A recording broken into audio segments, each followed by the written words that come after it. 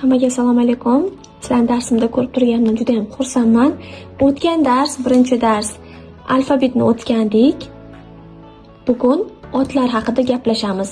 Undan oldin o'tgan darsni sizlar bilan bitta takrorlab olamiz. Xo'p. Yodladingiz degan umiddaman alfabetni.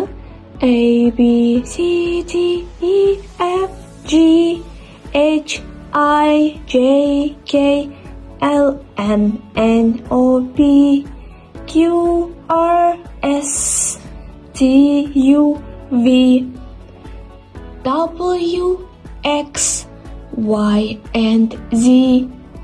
Now you know all ABCs.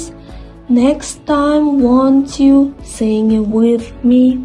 O'ylaymanki siz alfabetni yodlab oldingiz va keyingi safar menga qo'shilib siz ham kuylaysiz. Xo'p, birinchi dars tugadi. Endi ikkinchi darsga o'tamiz. Nouns otlar, ya'ni ot so'z turkumi. Sizga kelgusi darslarimizda oson gap tuzishga, qoidalarni oson tushunishingiz uchun ot so'z turkumi kerak bo'ladi. What is a noun?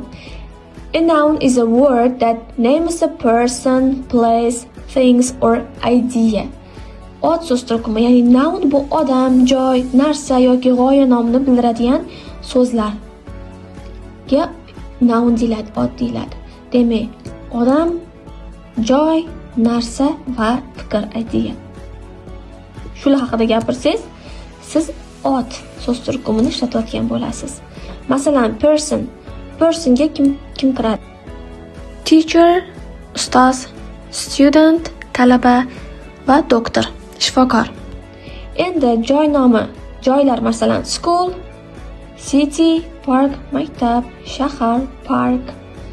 Thing, narsaga book, kitob, pen, ruchka, phone, telefon, qo'lingizdagi idea.